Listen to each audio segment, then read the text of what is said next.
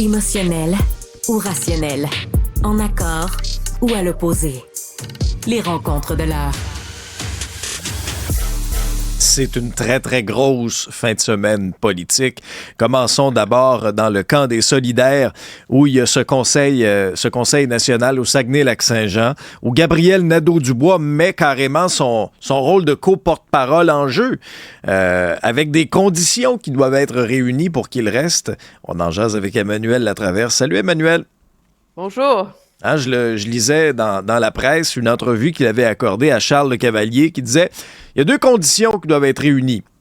Que j'ai confiance dans le parti, ça c'est réglé selon lui, et que le parti ait confiance en moi. » Ouais, ben c'est une façon de faire monter la pression, mais c'est assez sous-entendu depuis le tout début de l'exercice. Hein.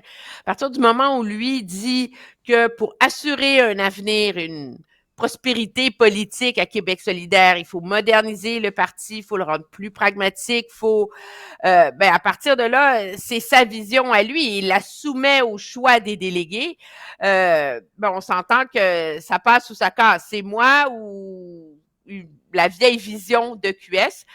Je pense qu'il y a une part de tactique derrière tout ça, parce que ce qu'on a vu, c'est entre la levée de boucliers, les déchirements très émotifs qui ont entouré le départ d'Émilie Lessard-Terrien il y a 3 semaines, et le climat actuel, c'est comme s'il a presque déjà remporté son pari. Dans le sens que même la frange plus radicale, etc., on entend déjà plusieurs de ces voix-là dire que l'important, c'est de ne pas diviser le parti, l'important, c'est de sortir unis. Puis là, on entend Gabriel Nadeau-Dubois, puis Christine Labrie dire, vous savez, la déclaration de Saguenay, cette espèce de vision plus pragmatique peut être amendée, on va trouver des solutions. Alors, tout d'un coup, on n'est plus dans le noir ou blanc, on est dans le gris habituel des partis politiques. Puis, objectivement, la déclaration de Saguenay, c'est une approche pour une vision à plus court terme qui encadrerait les paramètres d'un éventuel programme électoral, plateforme électorale. Mais quand Gabriel Nadeau-Dubois dit, vous savez, il faut qu'on ait des propositions claires de ce qu'on peut réaliser en un mandat, etc., mais jusqu'ici, c'est pas ça qui a fait problème chez Québec solidaire, là. Je veux dire, regarde la dernière campagne électorale. Oui. Ils sont arrivés avec des propositions très claires sur des taxes pour les véhicules polluants, pour ne nommer que ceux-là, des taxes sur la richesse, justement pour financer un élargissement des programmes sociaux. Et ça les a coulés. Oui, mais c'était des choses assez pragmatiques en vérité. Là. Je veux dire, c'était des propositions politiques qui étaient mal ficelées dans mon esprit, qui a donné les moyens à M. Legault de les démoniser. Mais entendons-nous, imposer des taxes sur les véhicules polluants, là, la plupart des pays d'Europe ont déjà ça en place. Là. Okay? Le monde ne sont pas morts, là. Alors, c'est pas radical, là. C'est pas trotskiste, là. C'est pas marxiste comme vision, là. La France d'Emmanuel Macron a déjà ça, là. La France d'Emmanuel Macron, qui est très centriste, là, a déjà des mesures qui t'empêchent de louer des appartements qui sont mal isolés et qui amènent un surchauffage, une surconsommation d'énergie, tout ça pour réduire les émissions de gaz à effet de serre. Donc, objectivement, c'était pas ça le problème de Québec solidaire dans la dernière campagne électorale. Le problème, c'est que leur proposition était mal ficelée, parce qu'à taxer le capital et taxer les riches, finalement, c'est un peu comme la hausse du gain en capital que propose M. Trudeau. Tu vas taxer le bien accumulé au fil d'une vie dans ta propriété, principalement de gens qui font partie de la classe moyenne, qui ne gagnent pas 200 000 par année. Alors, mais le fond du problème d'image de Québec solidaire, c'est leur programme politique. Et là, il y a une espèce de vide autour de ça. Est-ce que QS est prêt à renoncer à l'idée de nationaliser les banques, nationaliser les mines? Et ça, c'est comme l'éléphant dans la pièce. On n'en parle pas. Alors, tout ce espèce de virage pour le pragmatisme, etc., c'est très bien, là. Mais moi, j'ai pas entendu de proposition totalement délirante et radicale de la part de Québec solidaire depuis 1 an et demi. C'est comme s'ils sont déjà sur le X du pragmatisme là, dans leur vision puis dans leur façon de faire de la politique. Là. Alors, les voies de passage, elles sont déjà existantes, je pense, pour réussir à sortir du Conseil national de la fin de semaine unie, parce que justement, l'opération reprendre le contrôle a été menée de main de maître, puis objectivement, le vrai test, d'après moi, va venir autour du débat sur est-ce qu'on reporte la course à la direction au co-porte-parole féminin au mois d'avril prochain, pour se donner les moyens de moderniser les règles de la course, parce qu'en ce moment, je veux dire, les candidates qui ont 6 500 $ pour faire campagne aux 4 coins de la province. Les coffres sont vides, hein?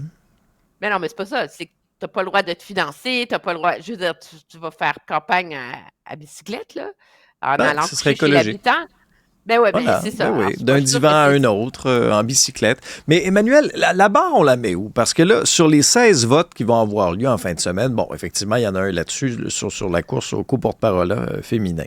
Après ça, les autres, c'est sur la déclaration de Saguenay. Mais pour que la deuxième condition, OK, mis de l'avant par GND, que le parti ait confiance en moi, faut qu'il en remporte combien à peu près des votes là-dessus, là? Pour qu'il dise, OK, ben, j'ai votre confiance, mais il n'y a pas de vote de confiance là, en fin de semaine. Là.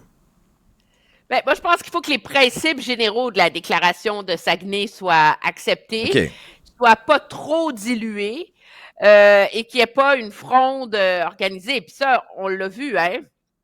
Gabriel Nadeau-Dubois n'est pas à son premier conseil national de Québec solidaire. Là. Tu sais, il y a combien des purs et durs qui vont se déplacer à Saguenay et qui vont aller mener la bataille contre ce que GND ne veut pas appeler un recentrage. Là. Alors, les 40 signataires, entre autres, hein, de cette lettre qu'on avait vue dans les dernières semaines. Oui, mais il y en a combien là-dedans qui vont être là? Puis il y en a combien là-dedans qui vont s'être organisés? Je veux dire, attacher des congrès politiques d'avance, là, ça s'appelle faire de la politique, là.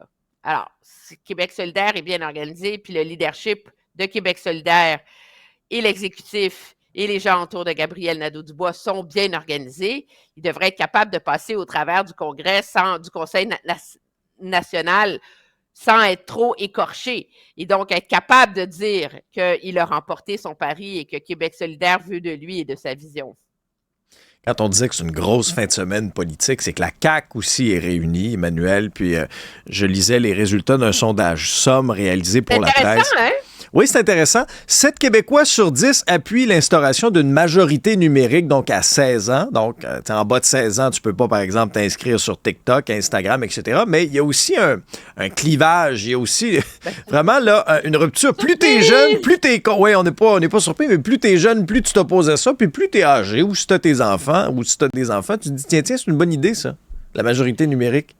Oui, ben, je suis pas surprise que les gens de 18 à 24 ans soient moins favorables, mais encore là, ce qui est surprenant, c'est qu'il y a quand même 53 des 18 à 24 ans qui sont d'accord avec ça. Donc, c'est à peine plus, mais c'est plus que la moitié des jeunes qui sortent de l'adolescence qui sont en faveur de ça. Donc, les premiers concernés, si on veut, et les derniers usagers de ce monde virtuel qui carbure aux réseaux sociaux, sont quand même assez favorables. Là. Moi, ça m'a vraiment surpris comme chiffre. Le fait que plus tu vieillis, plus tu es en faveur, c'est pas très surprenant, là. Mais moi, ce qui m'a surpris, justement, c'est que même si c'est vrai que chez les 18 à 24 ans, c'est 53 alors que dans le reste de la population, c'est 71 dans le reste de la population, il y a un consensus assez fort autour de ça.